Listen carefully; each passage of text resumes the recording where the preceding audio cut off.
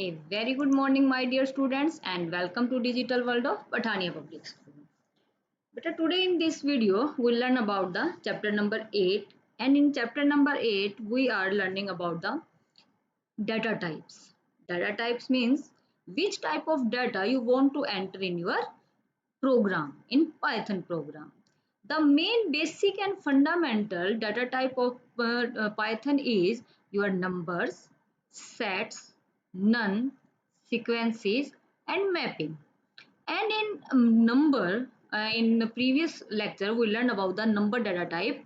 The number data type means in which you enter the numbering value, in which you enter the integer value, in which you enter the your floating number, in which you enter the complex number also.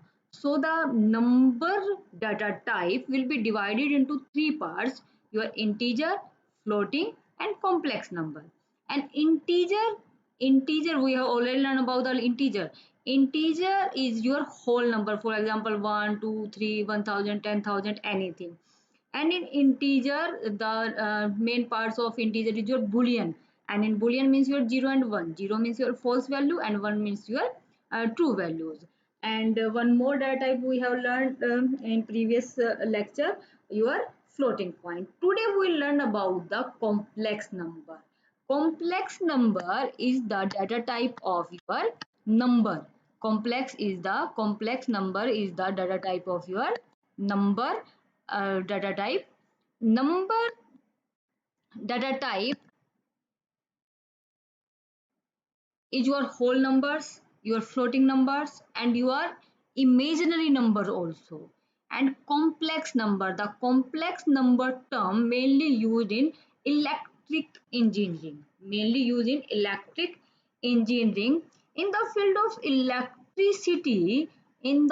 of electricity, because the symbol I, this I, because the symbol I is used to represent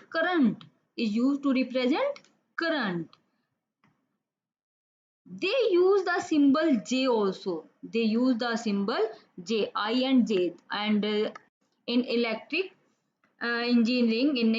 engineering, I is used for the current and J for the sequence root of -1. This under root is used in the mainly for the J. So this is your imaginary number. Complex number is a number with real number and the imaginary number. Real and the imaginary number. Combination of real and the imaginary number is your complex number. In mathematics, you learn about the complex number, and in complex number like a plus bi, where I, what is the meaning of I? I is the imaginary number. I is the imaginary number, and imaginary number here is equal to the square root, of -1. So this I is equal to square root of -1. So this is your imaginary number.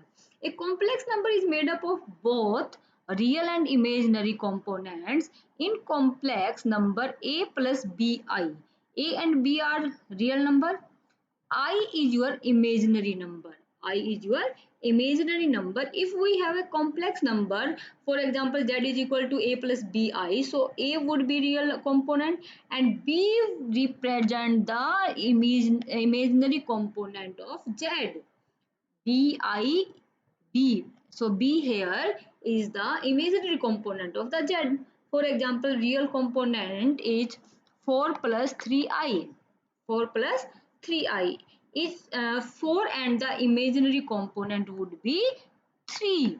The imaginary component is your 3. So combination of your real number and the imaginary number is your complex number. Clear beta? A complex number is in a form of a plus bi, c plus di, a plus bj, where I is the imaginary number equal to the square root of -1 and I square root is equal to -1. Okay, complex number in Python represent complex number in the form of a plus b j also, a plus b j. that is represent imaginary number. Python use j in place of traditional I. So in Python, minus 1 under root. Consider the following example where a and b storing complex number. For example, a is equal to 0 plus 3 dot 1 j. So here 0 is your real number and 3 ij is your imaginary number. For example, 1.5, this is your floating point, plus 2j. So this is here also again your real number plus 2j is your imaginary number. The combination of your real number and the imaginary number is your complex number. Clear? Like this, c is equal to g plus 0 plus 4.5, 1 plus 1 plus 3.45 j. So number, integer number plus your floating point number and plus your imaginary number is your complex number. Okay, so after this, unlike Python, other numeric type complex number are a composite quantity made up of two parts, the real part and the imaginary part. The real part and the imaginary part, both of which are represented internally as float values, floating point number. You can retrieve the two component using attribute reference. For example, z dot multiply real and z multiply imaginary. IMAG means imaginary part as a float, not as a complex value. For example, z is equal to plus bracket 1 plus 2 0.56j plus minus 4 minus 3.56 says. So here 3.56j is your imaginary number, here 2.56j is your imaginary number. And like this minus 3 and minus 1j, here is your real number and your imaginary number also. So this type of number is your complex number. It will display so you see here z dot real. When we want to display the real number, then its answer is minus 3. Why? Because minus 3.0 only this. And when we want to display the z is the value, here we enter this value. So z multiply imaginary, so ij means your minus 1 is your imaginary of the complex number. Hope now your complex number is clear. So combination of your imaginary part and the real part is your complex number. Okay beta. So in number data type you have learned your integer type, and boolean is the part of your integer, and your second is your floating point, and next is your complex number. So your data type will be divided into so many parts, but here we are talking about the number data type. And in number data type your integer number, your boolean number, your floating point number, and your complex number. But boolean is the part of your integer data type part of your boolean algebra. So next is your string data type. Now this is your another data type, string. You already know about the string. String means we have already discussed so many times. A group of characters is your string, and your number, when your number or your any value will be displayed in between the inverted comma, now your value is your string value. Python data type string, let us you hold string data that is any number of valid character into a set of quotation mark. In Python, each character stored in a string, is a unicode. These are your different types of codes are there, your hexacode, unicode. So here every string value will be stored as a unicode character, or in other word, all string in Python 3 multiply x are sequence of pure unicode characters. Unicode is a system. Unicode, what is unicode? Unicode is a system designed to represent every character from every language. A string can hold any type of non-character like letters, numbers, and special character of any non-script languages. Uh, Following are all legal and valid string in Python: A, B, C, D, between the inverted comma, 1, 2, 3, 4, dollar sign, special characters, question mark, and like this.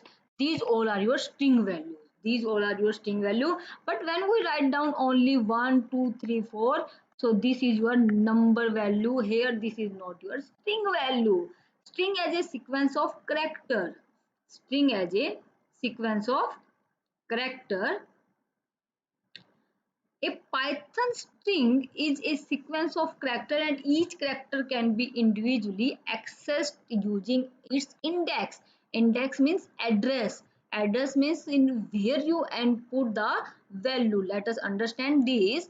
Let us first study the internal structure or composition of Python string, as it will form the basis of all learning of various string manipulation concepts. String in Python are stored as individual character in contiguous location with two-way index of each location. Index of each location. What is the meaning of index of each location? For example, we want to enter the Python word. We want to enter the Python word. So in Python word, you see here this one. This is the example when we want to enter the Python word. So this is the indexing 0, 1, 2, 3, 4, 5. This is the indexing. So in indexing 0, what is the input value here? P. What is the inputting value of index 1? Your Y. So name 0. Name is the name of your variable. For example, your variable name is A. For example, your variable name is A. So your first this indexing is A0 and next is your A1. For example, your variable name is name. So your first indexing is name 0, name 1, name 2, then name 3 and so on. So this is the indexing, and your backward indexing means this is your -1, -2, -3, -4, -5, -6. So this is your backward indexing and this is your forward indexing 0, 1. Always learn one point here, very important. Always your forwarded index start from the 0, but your backward indexing start from -1. So this is the index. Indexing means your address and address means your location where we enter your values. So when we, for example, this is your indexing and we want to explain, for example, 1, 2, 3. We have three values, 1, 2, 3, or we have the different values. For example, 7.